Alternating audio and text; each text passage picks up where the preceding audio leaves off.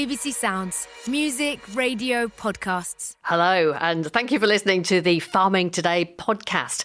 I'm Kaz Graham, and in this episode, MPs call for a delay to inheritance tax on farms. Pause the process, build the consensus, do the proper impact assessments, do the consultations so that farmers are not left as victims. And that notorious chlorinated chicken from the US. Their farming secretary says it's a myth. Is it? We look for some clarity. The reason that US chicken is banned in Europe and the UK is not because it's washed in chlorine, it's because there's perceived as a high public health risk from the levels of salmonella. It's really down to the poor production that's the issue. First, though, it is show season. Agricultural show season, that is. And Farming Today, our sister programme that you can hear at 5:45 in the morning, Monday to Friday, or anytime you fancy, over on BBC Sounds. We'll be visiting several of them all over the UK throughout the summer. Today is the final day of the Balmoral Show in Northern Ireland, but Helen Mark was there for us earlier this week. A show wouldn't be a show without livestock, and I've come into the pig and cattle pens. Just looking over here, there's a couple of the saddlebacks, the black pig with that sort of white pinky band around it, and they're lying in the straw, snuggling in, their little tails are twitching. That's a really nice sight. And these are your saddlebacks? Yes, they are indeed, Helen, and there were about 9 saddlebacks at the show this year. And you're Robbie Neal? Yes. How do you prepare a pig for show? Pigs are naturally a clean animal, so what I would usually do is soak them down about a day or two before the show, wash them down, that's then good to go, and then it's a wee bit of baby oil to give them a shine. So I'm going into the local chemist and they're like, what's this guy doing with all this baby oil? Come on. A central part of Balmoral Show is the machinery, every shape and form of tractor and trailer and pieces of kit, and they're all spotlessly clean, not a speck of mud to be seen. And I've come into one particular area because I want to find out about the low emissions slurry spreading equipment. My name's Frank Flynn. I'm the Managing Director at Red Rock Machinery. This particular one that's here is referred to as a trail and shoe. Part of the mechanism goes right down to the ground and actually makes a track for the slurry in the soil at the grassroots and applies it on ground level. So the fluids come out of there and straight onto the ground, not like where people might have seen more traditionally a spread plate where it sprinkles it in a big wide spread and into the air. When the slurry was blew to the air in a spray that was up to 60 feet wide, it lost a good bit of its nitrogen content as well in the air, so it was polluting the air as well. The reason that I'm interested in seeing this machinery is because low emission slurry spreading equipment could become compulsory for all farmers in Northern Ireland by 2030 under new rules being proposed by the Farming Minister. Earlier this month, the consultation was launched on a new Nutrients Action Programme, or NAP, which aims to reduce the pollution of water by nutrients from farming. It includes further restrictions on the use of chemical phosphorus fertilisers and puts a limit on the amount of excess phosphorus produced by intensively stocked livestock farms. John McLenaghan is Deputy President of the Ulster Farmers Union. This is a Northern Ireland problem, it's not an individual farm problem, so it has to be solved on a regional Northern Ireland level. So there's more we can do, but to target individual farms without scientific data and without a proper economic impact assessment on the effect that would have is just not going to improve water quality, and all it does is drive those farms into an untenable situation. Could it potentially mean the slaughter of livestock to reduce those numbers? One of the things that really concerns us in the report, it leaves an option open for destocking on those farms if no other solutions have worked. They believe that it is acceptable that they can destock those farms. We in the Ulster Farmers Union believe that is not acceptable. We are a grass-growing economy. We have to turn our grass into other produce. We supplement that grass with imported feed. That imported feed brings with it phosphorus. We need to find technological solutions which remove that phosphorus from the slurries and then export it out of the country so we continue to produce our food in a more sustainable manner. And that is the journey that Northern Ireland farmers are on. It's a journey they're very happy to be on. It's a journey we believe we can lead the world on in terms of sustainable food production. What this NAP review is not allowing us opportunities. This is proposed to be introduced at the start of next year. Another big issue that has reared its head is inheritance tax. The Westminster government plans to reintroduce inheritance tax on farm assets worth more than £1 million from April next year. But today, a select committee of MPs are saying that it should be delayed by a year. What are your thoughts? Yeah, I mean, everything about the inheritance tax was unfair. One of the things which I suppose annoyed us most was that it will affect the most vulnerable and the most unfortunate the most. So those sudden death type circumstances, or those unfortunate diagnoses that people get where they have a limited time left, means they don't have that opportunity to plan their affairs in such a way as they can ensure succession without the reality, which is what will happen with this, that the successor will have to sell off land in order to pay the tax. So anything which delays that and brings a bit of common sense, a little bit of morality into the legislation has to be welcomed. John McLenaghan, Deputy President of the Ulster Farmers Union. And I hope to put some of those points to the Farming Minister, Andrew Muir. And I'm just heading now to meet him beside the cattle rings. Good morning, Minister. Oh, it's great. What a glorious fantastic day. Weather. I know. Now, there's lots of comings and goings round us, Minister, so Yes. are you happy just to lean on the fence here of the cattle rings? Yes. And as the day's unfolding and the cattle are getting ready. Yeah. And when we met the last time a year ago, Yes. you were dealing with the issue of the blue-green algae in Lough Neagh. What's the situation now at this time, a year later? So unfortunately that situation's unfolding yet again at Lough Neagh, so we need to do more to improve water quality. We're out to consult on our Nutrients Action Programme. I understand some people have got concerns, but people can respond to the consultation.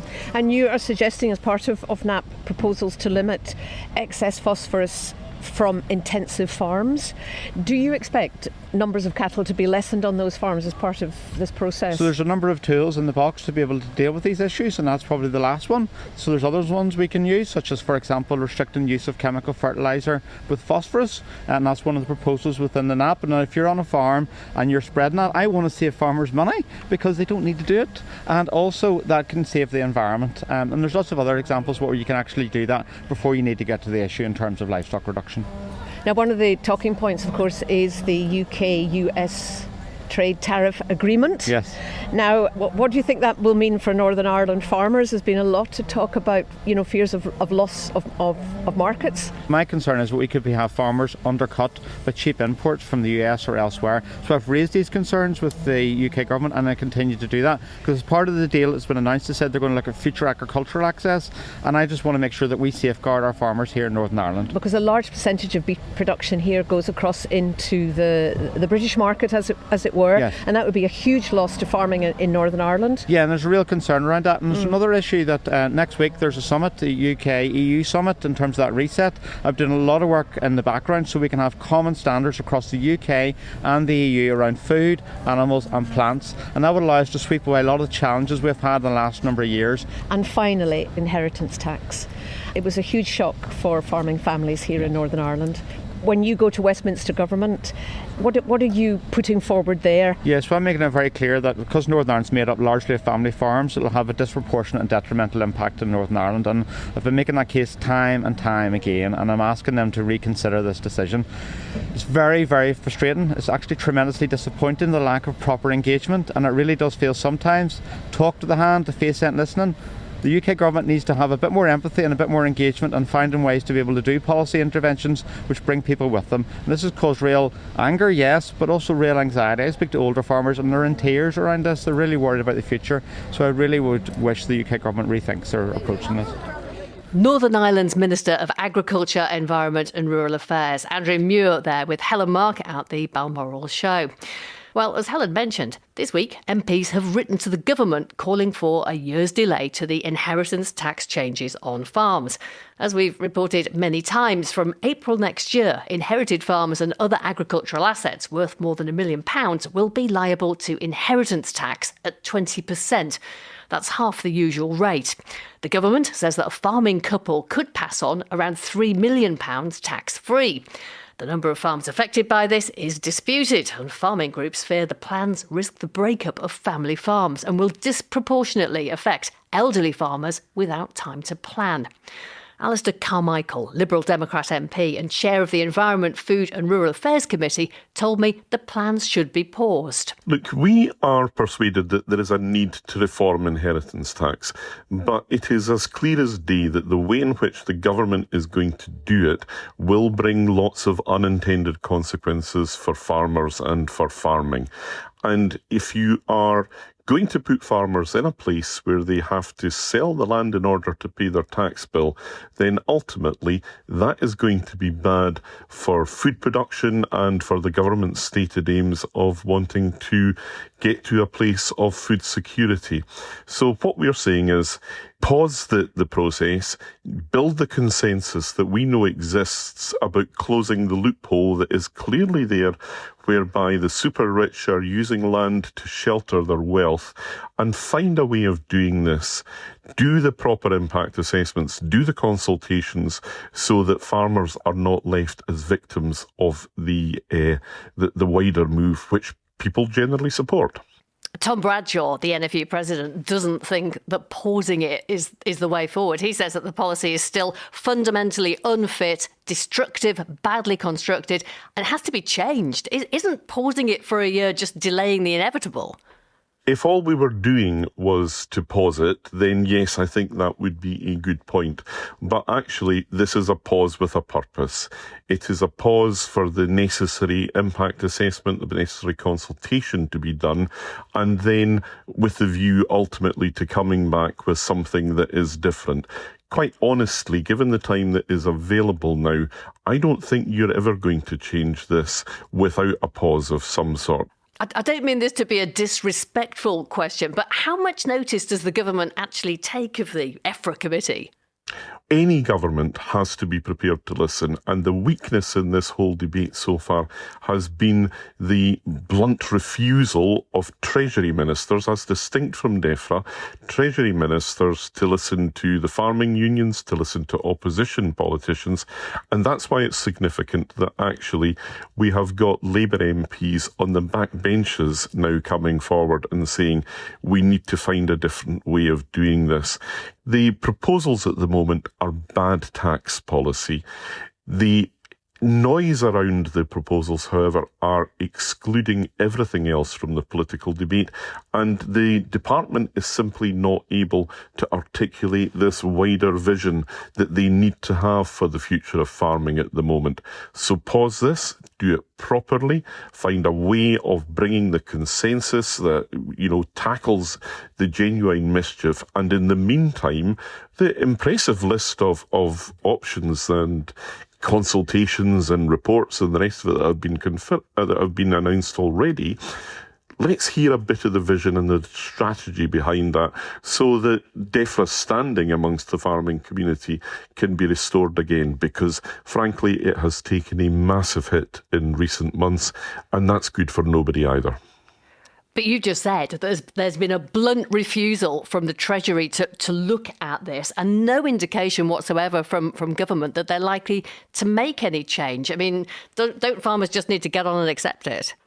What I'm saying to you is that, yes, it requires Treasury to take the first step back, because it's Treasury, bluntly, that have pushed the farming industry into a corner.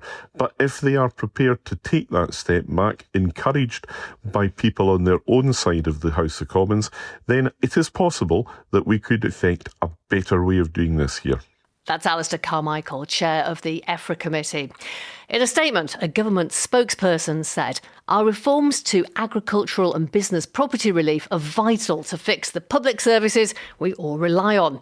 3/4 of estates will continue to pay no inheritance tax at all, while the remaining quarter will pay half the inheritance tax that most people pay, and payments can be spread over 10 years interest-free." Now, as I am sure you remember, the big news last week was the announcement of a trade deal between the US and the UK. The US and UK have been working for years to try and make a deal, and it never quite got there. Yeah. It did with this Prime Minister. So I want to just congratulate you. Well, with this president, this prime minister, we've managed to achieve what many people have tried to achieve for many years. That's right. And I'm really pleased. Donald Trump and Keir Starmer synchronising statements last Thursday.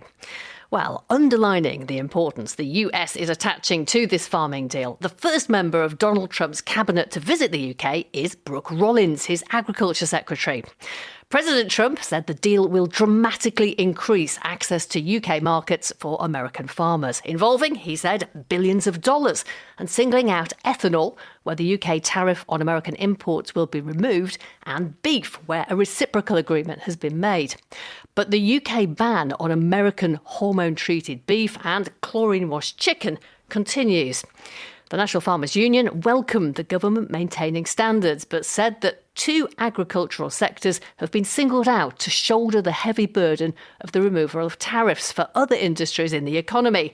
And they warned that UK agriculture cannot continue to shoulder such imbalances in future negotiations. So, that visit from the US Farming Secretary, what did it aim to achieve? Anna Hill was there for us. The United States Agriculture Secretary Brooke Rollins is from a Texan farming family. She's here in London on a mission to underpin the US-UK trade deal. On Monday, she was with politicians, and she's here in this rather swanky hotel next to the US Embassy on the south side of the Thames to meet industry leaders and food manufacturers and UK exporters to see what they have to say, what food they want to send over to the USA under this new deal. Hi, good morning, everyone. Good morning. Good to see you all. I'm just going to make a quick statement and then we'll open it up for questions. Does that sound good? Sounds great. All right, great to be here in London. Standing in front of cameras and journalists, the Agriculture Secretary said that what she called an historic trade deal would create billions of dollars in opportunity for US export markets and more choice for British consumers. She met her opposite number, DEFRA Secretary of State Steve Reed, and held roundtable discussions with food industry representatives. In a press conference at the hotel, the first question from the huddle of journalists was on hormone-treated beef, an issue that just doesn't seem to go away. Brooke Rollins was asked whether the US will press harder for the UK to relax rules on keeping out hormone-grown beef, used in the States as a growth promoter. And she was keen to emphasise that the deal goes both ways. So while, in fact, we are excited about getting American beef, ethanol, etc., hopefully down the line, rice, seafood, other products are coming into your country, this is also about getting more of your country's products into ours as well. And when we have that increased food security, that's increased national security for both of our nations. Please take your name and out. Yes, ma'am. Anna Hill, BBC Farming Today. Pork and poultry aren't actually mentioned specifically at the moment in the deal. You're here to discuss, and I quote, additional access to US products. Does that mean pork and poultry then? What does that mean? Yes, so thank you so much. It means everything, but certainly pork and poultry are at the front, I believe, of the line, along with rice and seafood and some other things. But pork and poultry are a very important piece of this, and I believe that the industries in America, which are feeding the world, the opportunity to provide more choice for your consumers here in the UK is just an incredible opportunity to work alongside your leadership to see what that could look like. Of course, I'm the Secretary of Agriculture. I am very part of the conversations, but I'm not the one leading the negotiations. But it is my understanding that pork, poultry, seafood, rice, specialty crops will continue to be on the table. And one thing I'll mention on top of that I think is very important, and I've taken from a lot of the discussions yesterday and today, is that the more our two countries and those who are aligned with our values are regulatorily aligned, meaning that we don't have all these different systems and structures. I think that is going to go a tremendously long way to supporting the ag industry in both the US and the UK. So I believe those are going to continue to be part of the conversations as well. And following on from that, the now well-worn issue of chlorine-washed chicken came up. American farmers can use chlorine and other washes to take away harmful bacteria which might be present on the birds, something that's been banned in the UK since 1997. Brooke Rollins was asked whether any tariff reduction on wider UK meat exports to the US would be dependent on the UK accepting imports of American chicken treated with chlorine. Well, let's first talk about chlorine chicken. I think that is a narrative in your country that perhaps we have not done a good enough job pushing back on. Only about 5% of our chicken in America is actually treated that way with the chlorine. So we have moved over the last decade completely away from the quote chlorine chicken. So I think that's a really important myth to dispel, and I'm grateful to do that. So is chlorine-washed chicken merely a myth to dispel? I asked Paul Wigley, who's Professor in Animal Microbial Ecosystems at Bristol University's Vet School. I think the majority is washed by an antimicrobial wash. What's used will vary from company to company. Meat production, chicken meat production is big business, and they probably won't make it public what they are using, but no doubt they will be using an antimicrobial wash, which may be chlorine or maybe another chemical. The reason that US chicken is banned in Europe and the UK is not because it's washed in chlorine, it's because it's perceived as a high public health risk from the levels of salmonella. The production of chicken in the US is so low in standard that these birds have high levels of pathogens such as salmonella on them, and then they are required to use a treatment to get rid of the pathogen when it's really down to the poor production that's the issue. And in the UK, it's illegal, and the EU actually, it's illegal to use these washes. But as you say, it's to do with the welfare, and it's to do with the method of production. Can you explain how the UK and US approaches differ when it comes to disease control? In the UK, there's a requirement to test flocks whilst they are still alive for the presence of salmonella, to have minimum standards of biosecurity, standards of hygiene, and quite importantly, breeders will be also vaccinated against salmonella, which means it's very unlikely to enter the production. We also use a system called all-in, all-out, in that we will bring a batch of chicks in, rear them through to slaughterage, and then the house will be cleaned and disinfected before another group of chickens are brought in. In the US, they use what's called a deep litter system, where they just put more material on top of the already dirty material within the house. Suggested that, this composts and heats up and kills salmonella, but if someone who's worked 30 years on salmonella, I very much doubt this. Okay, and why such different approaches? So a simple analogy is a bit like going for a walk out in a nice bit of parkland. If you see a pile of dog muck, us in the UK and Europe would avoid the dog muck because we know if you get that on your shoe, it's not pleasant. Now, the US approach has been to completely ignore the dog muck. Now, you may or may not tread in the dog muck, but if you tread in the dog muck, we all know it's incredibly difficult to get off. And you're never absolutely sure that you've removed it all, particularly if you think of the tread of shoes. There's always that horrible bit left. And it's a bit like that. We avoid getting salmonella in our chicken, whereas the US looks to get rid of salmonella from their chicken. The really big producers are really focused on producing that product as cheaply as possible and maximizing profit. The US Agriculture Secretary, Brooke Rollins, was suggesting in her interview that the US is moving away from this approach where chicken is washed with either chlorine or antimicrobials afterwards. Do you think, is that what you understand? Certainly that is the case. Certainly from people I know within the US Department of Agriculture who work on salmonella, there is certainly a focus of moving more towards this on-farm control and probably coming a little bit closer to how Europe controls foodborne pathogens. Unfortunately, for the US sake, it's got a long way to go. It's at least 20 years behind where we are, but it would be great for people's health around the world if they did move to that. And another point which is perhaps not obvious is the US has huge influence on developing poultry production. For example, in Latin America, will really follow what the US does. So they are just really transferring a problem onto other countries and growing industries. It would be good to think that they could be influencing other countries towards better production. Professor Paul Wigley from Bristol University. And that's all from us for today. I'm Kaz Graham. The producer is Beatrice Fenton. And Farming Today this week is a BBC Audio Bristol production.